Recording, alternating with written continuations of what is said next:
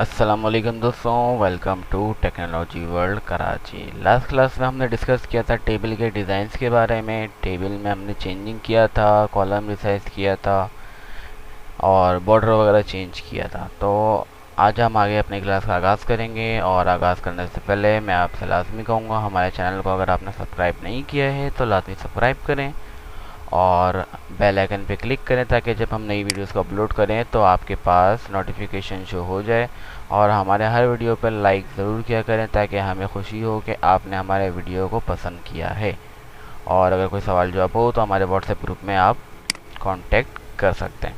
तो हम आगे बढ़ते हैं। आगे हमारे पास मौजूद है row columns, merge, cell sizes, alignment and then data. ठीक है, सबसे पहले मैं आपको रॉज एंड कॉलम्स में बात करके दिखाता हूँ कि इंसर्ट अबव लिखा हुआ है। इट मीन सिंपल कि आपका कर्सर जहाँ मौजूद है उसके ऊपर एक रॉ को ऐड कर देना, सिंपल सा काम। इसी तरीके से अगर आपका कर्सर मौजूद है उसके नीचे एक रॉ ऐड करना तो आप इंसर्ट बेलो करेंगे।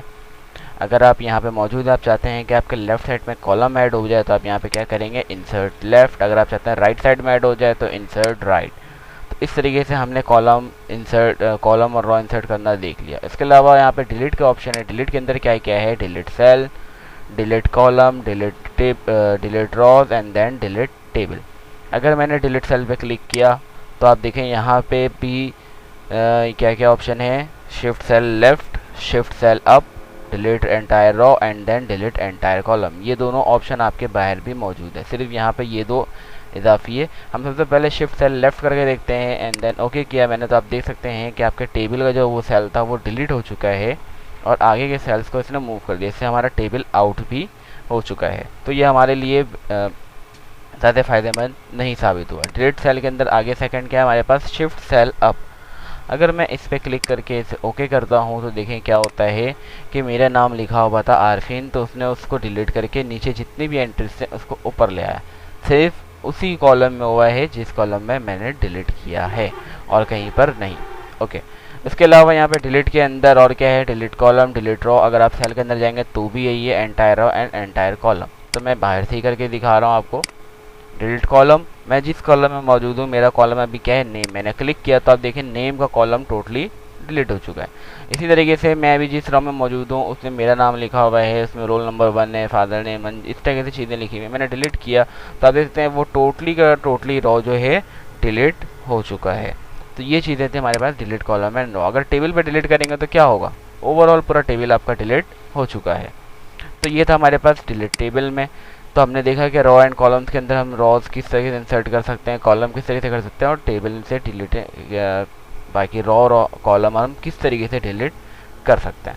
आगे आते हैं, हमारे पास ऑप्शन है merge cell, split cell and then split table. देखिए मर्ज सेल का ऑप्शन ऑफ है, इसलिए ऑफ है क्योंकि मर्ज का मतलब होता है मिलाना। तो एक भी सिंगल चीज़ें कभी किसी से मिलते नहीं है जब तक उसके सामने एक और चीज़ ना हो। तो इट मीन्स कि अगर मैं चाहता हूँ इसको इससे मिलाना तो मैंने सेलेक्ट करना पड़ेगा।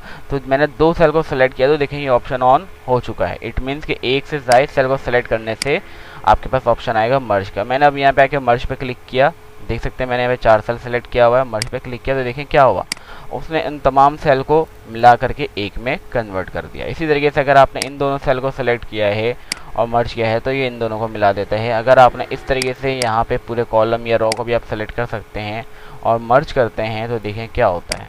तो उसने क्या किया, मर्ज कर दिया। ठीक है, तो इस तरीके से भी हम अपने मर्जी से जिस सेल को चाहे मर्ज कर सकते हैं। उसके अलावा स्प्लिट सेल का मतलब होता है अगर आपके पास एक सेल है उसको मज़ीद हिस्सों में डिवाइड करना, वो होगा। तो मैं यहाँ पे एक सेल पे मौजूद हूँ, मैंने स्प्लिट सेल पे क्लिक किया। अब यहाँ पे पूछ रहे हैं कि आप इस सेल के अंदर क्या काम करना चाहते हैं, कि मतलब कितने कॉलम हो और कितने रो हैं। तो मैंने उसको बोला कि भाई अभी रो एक ही रहे और कॉलम जो है मैं तकरीबन 3 कर देता हूँ। एंड देन मैंने जैसे ओके किया तो आप देखें यहाँ पे 3 कॉलम इंसर्ट हो चुका है। अगर मैं यहाँ पे साथ में 2 रो भी कर दूँ और 3 कॉलम कर दूँ तो देखें क्या होता है, वो क्या करेगा, उस सेल के अंदर सेल का साइज, जाहिर सी बात है जब उसमें रॉ ऐड होगा तो सेल का साइज इंक्रीज होगा, यानी कि रॉ का हाइट इंक्रीज होगा। तो उसने क्या किया, 2 रॉ ऐड किया और उसके अंदर मजीद 3 कॉलम उसने ऐड कर दिया। तो ये काम था हमारे पास स्प्लिट सेल का। इसी तरीके से क्या है स्प्लिट टेबल, आप देख सकते हैं कि अभी ये पूरा एक ही टेबल है। मैं इस पर क्लिक कर रहा हूँ, देखें overall table select, it means कि ये एक है।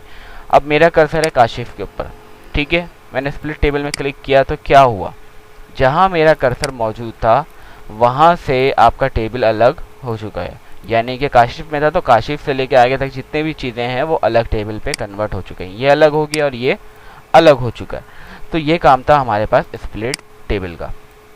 इसके अलावा और क्या क्या चीज़ें हैं यहाँ पे, ऑटो फिट। ऑटो फिट में क्या होगा हम चेक करके देख लेते हैं। ऑटो फिट कंटेंट क्या करेगा, आपके टेबल में जो एंट्रीज होंगे उसके मुताबिक आपके डाटा को डाटा कह रहा हूँ, आपके टेबल में जो डाटा एंट्रीज हैं उसके मुताबिक आपके कॉलम के हाइट कॉलम के विड्थ को वो एडजस्ट कर लेगा। अगर मैं ऑटो फिट कंटेंट विंडो करता हूँ तो क्या होगा कि आपके जितना पेज था वो उसके मुताबिक हो जाएगा। इसके अलावा और क्या हमारे पास है काम के हैं, हाइट है, विड्थ है। नॉर्मली जैसे मैंने आपको बताया था कि हम यहाँ से लेफ़्ट राइट करके इसे एडजस्ट कर रहे हैं, ठीक है। तो ये जो आप एडजस्ट कर रहे हैं ये सिर्फ कॉलम एडजस्ट हो रहा है, ना कि इसका साइज़ इंक्रीज़ या डिक्रीज़ हो रहा है। अब फॉर एग्जांपल क्या कि देखें यहाँ पे अगर 2 कॉलम है तो इसके दरमियान के मैं इसके वर्टिकल लाइन को अगर मूव कर रहा हूँ तो ये इन्हीं कॉलम्स के दरमियान बाकी कॉलम्स को एडजस्ट कर रहा है। ये नहीं कि अगर आपने कॉलम का साइज़ बढ़ाया है तो आपका टेबल भी बड़ा होगा, ऐसा नहीं है। मगर जब आप यहाँ से इसका साइज़ बढ़ाते हैं, जैसे मैंने विड्थ बढ़ाया, तो आप देख सकते हैं कि मेरा मेन टेबल भी साइज़ बड़ा कर रहा है। इट मीन्स कि ये टोटली इस कॉलम को बड़ा कर रहा है, ना कि उतनी एरिया में रह के इस कॉलम के लाइंस को मूव करके वो रिसाइज कर रहा है। तो इसमें और यहाँ से आपके रिसाइज करने में चेंज होता है। इसके अलावा हाइट, अब जैसे यहाँ से आप हाइट कर रहे हैं तो इससे क्या हो रहा है कि आपका रॉ का हाइट बढ़ रहा है, ठीक है। तो रॉ पे जाहिर है कि जब आप रॉ बढ़ाएंगे तो आपका टेबल का हाइट जो है वो इंक्रीज होगा, लाइक दिस। सिर्फ कॉलम में ऐसा था कि हम जब यहाँ से कॉलम रिसाइज करते हैं तो हमारे टेबल का साइज़ चेंज नहीं होता है, बल्कि वो वहीं पे रहते हुए इसके कॉलम को एडजस्ट कर देता है। मगर जब हम यहाँ से कॉलम के साइज़ को बढ़ाते हैं तो वो टेबल के साइज़ को एडजस्ट कर रहा होता है, ठीक है। इसके अलावा यहाँ पे क्या है, distribute column and distribute rows. Distribute column क्या करेगा, आपका जो टोटल टेबल का विड्थ होगा उसके मुताबिक तमाम कॉलम्स को वो इक्वल साइज़ में डिवाइड कर देगा, आप देख सकते हैं, ठीक है। इसी तरीके से अगर आपके पास टेबल में रॉ होगा, डिस्ट्रीब्यूट रॉ आप जब क्लिक करेंगे तो वो क्या करेगा, आपका टेबल का जितना हाइट होगा वो कैलकुलेट करेगा और बाकी तमाम रॉस को उतने हिस्सों में डिवाइड करके इक्वल साइज़ में कन्वर्ट कर देगा। तो ये था हमारे पास सेल साइज़। सेल साइज़ के बाद आगे हैं अलाइनमेंट। अलाइनमेंट अब मैं इसको थोड़ा सा रॉ बड़ा करता हूँ तो आप देख सकते हैं कि मेरा टेक्स्ट जो है बाय डिफ़ॉल्ट यानी कि पहले से जो है टेबल के टॉप लेफ़्ट से अटैच है। मैं चाहता हूं कि ये मेरा टेक्स्ट यहाँ पे बीचों बीच आ जाए। तो आप यहाँ पे देख सकते हैं इसमें 2 अलाइनमेंट है। अभी तक हमने जब होम में पढ़ा था टेक्स्ट अलाइनमेंट तो वो हॉरिजॉन्टल अलाइनमेंट था, यानी कि लेफ़्ट, सेंटर और राइट। जबकि टेबल में 2 अलाइनमेंट होते हैं, हॉरिजॉन्टल और vertical. Horizontal means left, centre, right. Vertical means top, middle and bottom, ठीक है। तो आप यहाँ से चीज़ें यूज़ कर सकते हैं। देखिए बता रहा है अलाइन टॉप लेफ़्ट, ये लेफ़्ट पर है, top centre, top right, middle centre, middle left, bottom centre, bottom right. तो आपको जो स्टाइल समझ में आ रहा है वो कर सकते हैं। अच्छा, अब मैंने 1 बाय 1 सेल में करना नहीं, मैं चाहता हूँ ये नेम के तमाम जो हैं इनमें सब में ये एक ही जैसा अलाइनमेंट हो। तो मैंने सेलेक्ट किया और अलाइनमेंट सेंटर कर दिया, सिंपल सा काम। इसके बराबर में क्या ऑप्शन है, टेक्स्ट डायरेक्शन। टेक्स्ट डायरेक्शन क्या करेगा, आपके टेक्स्ट के डायरेक्शन को चेंज करेगा। मैं करके देखता हूँ, ठीक है। क्या किया इसने, टेक्स्ट को उल्टा कर दिया। फिर अगेन करता हूँ, लेफ़्ट साइड से ऊपर आ रहा है, वापस करता हूँ तो ये नॉर्मल हो चुका है। तो ये था हमारे पास टेक्स्ट डायरेक्शन। उसके अलावा हमारे पास क्या है, सेल मार्जिन। सेल मार्जिन क्या करता है, सेल मार्जिन क्या करता है कि जैसे कि आप देख सकते हैं आपके पास जो टेक्स्ट लिखा हुआ है लेफ़्ट साइड से अटैच नहीं है, ठीक है, गैप आ रहा है। ये गैप क्यों आ रहा है, क्योंकि इस टेबल के अंदर सेल मार्जिन अप्लाई है।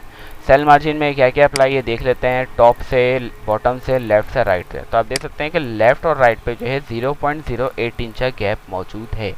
इस वजह कर आपका टेक्स्ट टेबल के लाइन से अटैच नहीं होता है।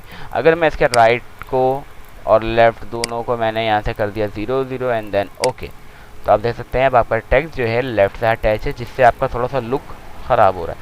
वैसे हम सेल मार्जिन को ज़्यादा सिंपल अल्फाज में चेंज नहीं करते हैं, क्योंकि जाहिर सी बात है हमें लुक ख़राब नहीं करना होता है। तो फिर भी मैंने आपको बताया कि अगर आपको कभी ज़रूरत पड़े तो आप इसे यूज़ कर सकते हैं। ओके डियर, इसके अलावा सॉर्ट आई थिंक मैंने आप लोगों को होम पे भी बताया था, मैं अगेन आपको यहाँ पे रिपीट करवा दे रहा हूँ। यहाँ पे मेरा नाम मैंने नेम्स लिखे हैं, क्या ये नेम सीरियल वाइज है, नहीं। मैंने सॉर्ट पे क्लिक किया असेंडिंग टेक्स्ट, तो आपका क्या होगा, ABCD के सीरियल में ये नाम सेट हो जाएगा। अगर आप अब देखें यहाँ पे नंबर चेंज हो चुका है तो कोई मसला नहीं, मैंने नंबर को सेलेक्ट किया, अब मैं नंबर वाइज सॉर्ट कर देता हूँ असेंडिंग, जैसे नंबर वाइज सॉर्ट कर दिया। सॉर्ट का मतलब होता है तरतीब देना।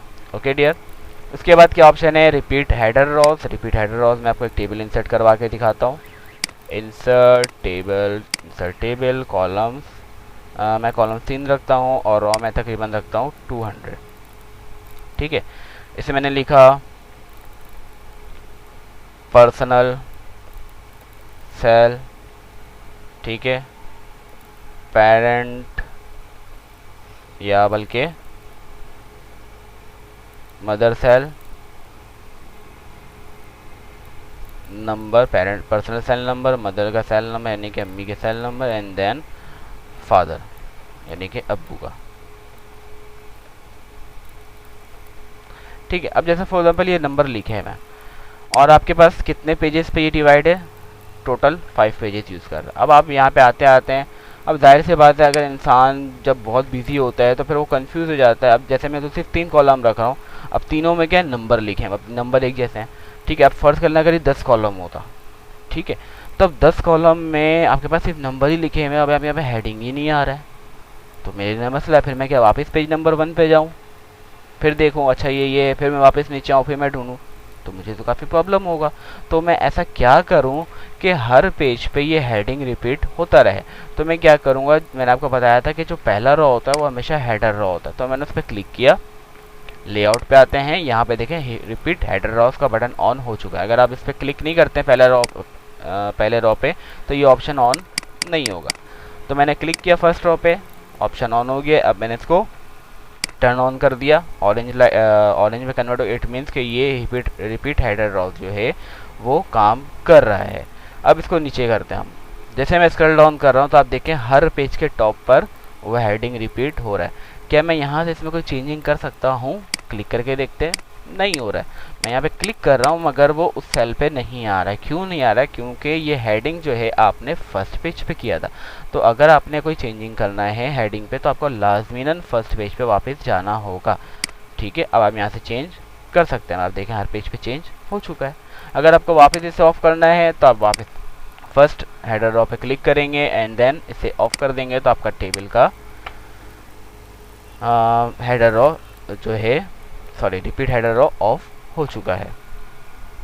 फिर हमारे पास क्या है, कन्वर्ट टू टेक्स्ट। मैं वापस इस टेबल में आता हूँ तो आप देख सकते हैं यहाँ पे टेबल मेरे पास मौजूद है। मैं चाह रहा हूँ उसके सादा सिंपल सा टेक्स्ट में कन्वर्ट कर दूँ। ठीक है, मैंने कन्वर्ट टू टेक्स्ट पे क्लिक किया। ये पूछ रहा है आपसे कि आप जो टेबल का जो कॉलम वाइज हैं उसको किस हिस्से में डिवाइड करना चाहते हैं। टैब की सूरत में पैराग्राफ मार्क मतलब एंटर होता है, कॉमा यानी कि रोल नंबर लिखा होगा, कॉमा का साइन होगा, फिर नेम लिखा हुआ होगा, फिर कॉमा अगर टैब होता तो फिर रोल नंबर एक टैब कॉमा फिर टैब, इस तरीके से इक्वल लगता है। या आप कोई अदर साइन देना चाहते हैं, डैश माइनस, या मैंने यहाँ पे साइन दे दिया ग्रेटर देन। ठीक है, ओके करता हूँ तो आप देखें हर कॉलम के बाद उसने एक ग्रेटर देन का साइन लगाया है, जिससे हमारा हेडर और डाटा सेपरेट हो चुका है। तो ये टोटली का टोटली आपका टेबल ख़त्म हो चुका है। अगर आप चाहते हैं कि वापस इसी से टेबल आ जाए तो मैंने आपको बताया था इंसर्ट में एक और ऑप्शन होता है। ठीक है, मैंने आपको 3 तरीका बताया था, इंसर्ट टेबल, नॉर्मली यहाँ से, फिर इंसर्ट टेबल और ड्रॉ टेबल। मगर जब हमने इसको कन्वर्ट कर दिया है एक सादे टेक्स्ट में, तो इसी कन्वर्ट के थ्रू हम टेबल में भी इसे वापस ला सकते हैं। किस तरह से, यहाँ पे ऑप्शन आ रहा है कन्वर्ट टेक्स्ट टू टेबल, मैंने क्लिक किया। आपसे पूछ रही है इसमें 5 कॉलम है, मैंने देखा कि हाँ 5 कॉलम है। ये ऑटोमेटिकली डिसाइड कर लिया है कि हर कॉलम के दरमियान ये वाला साइन मौजूद है। अगर आपको पता है कि ये साइन नहीं कुछ और मौजूद है, आप वो सेलेक्ट कर सकते हैं, मगर जाहिर है ये साइन है तो इसकी मदद से ही वो आपके टेबल को अगेन जनरेट करेगा। मैंने क्लिक किया तो आप देख सकते हैं इसने टेबल को वापस जनरेट कर दिया। क्या ये काम हम खुद लिख के भी कर सकते हैं? बिल्कुल कर सकते हैं। मैंने रोल लिखा, ठीक है, मैंने कॉमा लगाया, name comma father comma class, ठीक है, एंटर। मैंने एक रो कंप्लीट कर लिया। Roll number 1 Arfeen, roll number 2 father name और क्लास CIT फॉर एग्जाम्पल। ठीक है, अब मैंने इसको पूरे को सेलेक्ट किया। इंसर्ट में जाते हैं, टेबल में आते हैं, कन्वर्ट टेक्स्ट टू टेबल। ये ऑटोमेटिकली डिसाइड कर रहा है कि आपके पास क्या यूज़ हुआ हुआ है हर कॉलम के बाद कॉमा। मैंने ओके किया तो देखें ये कॉलम आपके टेक्स्ट से टेबल में कन्वर्ट हो चुका है। तो स्टूडेंट्स, हमारा टेबल का टॉपिक यहाँ तक ख़त्म होता है। अगर आपको इससे मज़ीद कोई सवाल हो तो आप हमें व्हाट्सएप ग्रुप या फेसबुक ग्रुप पे मैसेजेस कर सकते हैं, और अपने कमेंट से भी अगर कर सकते हैं। अगर आपको कुछ समझ में आए या ना आए, या आप इससे क्या चीज़ आपने सीखा है आप हमें बताएंगे तो हमें खुशी होगी कि आपने इससे कुछ सीखा है। तो आज के लिए इतना काफ़ी है। जब तक के लिए अपना ख्याल रखें। अल्लाह हाफिज़।